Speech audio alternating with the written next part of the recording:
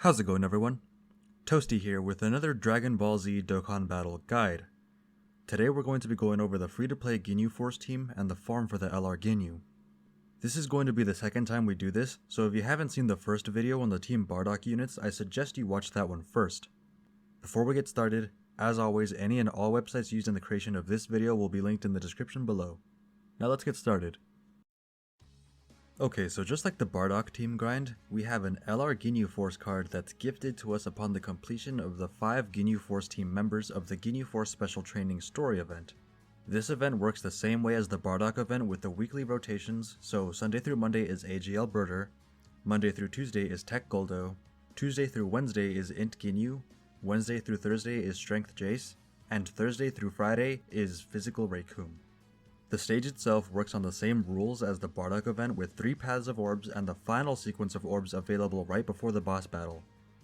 There is an alternative to the Grade 8 battles from the Bardock event in this stage, in which we take on Thouser or Salza depending on which dub you prefer, and this fight guarantees a character drop all the same. The weekend stages are the exact same, so no character drops, but they do count as separate stages, so that's an extra stone per stage completion. Getting into the card details themselves and how many resources we need to max them out, we're going on the order of the event's weekly rotation, so we'll be starting off with AGL Birder. We're going to need 14 character drops, 5 Birder medals, 5,740 small orbs, 3,150 medium orbs, and 301 large orbs. Going over his skills, he leads the AGL type with a 2 key and 30% lead to all stats. His super attack raises defense by 30% and causes supreme damage with the Kaioken effect, so infinite stacking on that defense buff. His passive gives plus 10% attack per key sphere obtained, and has a high chance to evade enemy attack including super as the first attacker in a turn. The evasion chance is a generous 50%, but only after attacking, so keep that in mind before trying to use him to avoid some damage. For the hidden potential skills, we have a couple options for Birder. We can either go full defense mode and spec into additionals and evasion so we can stack his defense and evade more often, or we can spec into crit chance with additionals as a secondary. I personally have him built this way since he does have one of the higher damage potentials, but he's also somewhat useless in the evasion department when not on a main rotation. Tech Goldo is going to need 14 character drops, 5 Goldo medals, 6,090 small orbs, 3,370 medium orbs, and 320 large orbs. He leads Tech type with a plus 2 key and 30% buff to all stats, causes supreme damage with a medium chance of stunning the enemy, and with his passive, lowers enemy attack and defense by 20% for 2 turns.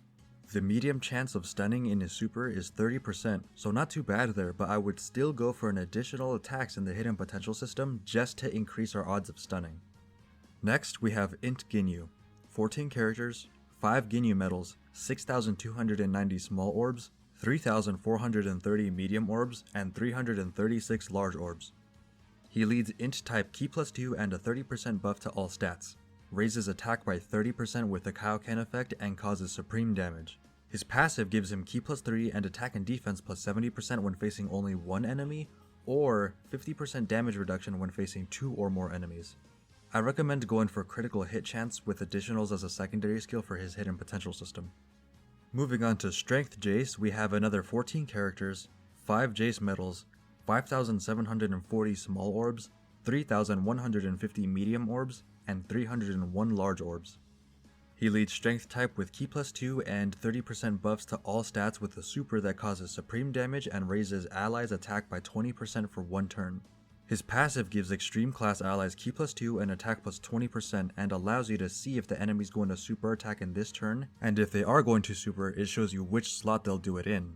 For his hidden potential system, I have him built with critical hit and additionals as a secondary, but you can also do the opposite if you'd prefer to capitalize on his buff to allies on super. Finally, we have Physical Raykum, 14 character drops, 5 Raykum medals, 5,790 small orbs, 3,170 medium orbs, and 305 large orbs. He leads Physical type with Key plus 2 and a 30% buff to all stats with the super that causes supreme damage to enemies and greatly lowers enemy defense by 50% for 3 turns.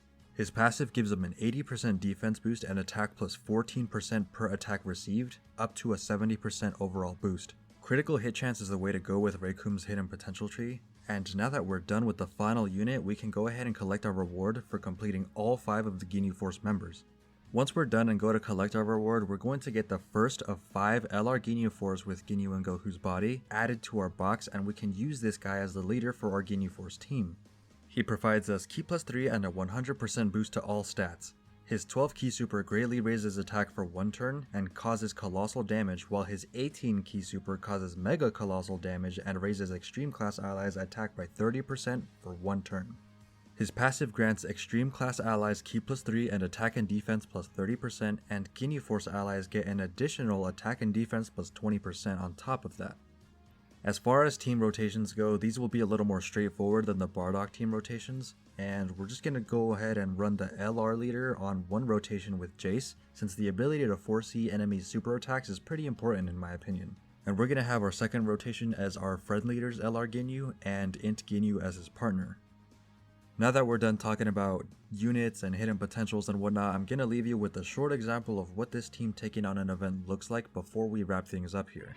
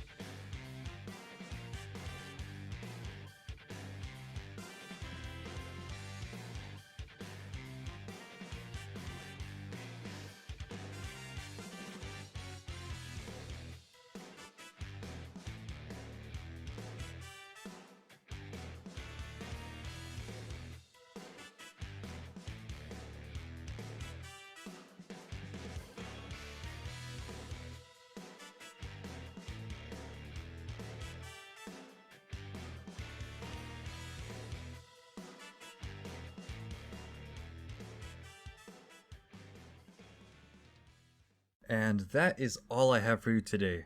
I did skip over how to get the other copies of the LR Ginyu Force, but we'll cover those later on in the series once we start getting into Prime Battles and Ultimate Clash. If you enjoyed the video, leave a like and comment below what you would like to see next. If you didn't enjoy the video, go ahead and leave a dislike and let me know what you think could be done better moving forward, but for now, it's been a pleasure, and I'll see you next time.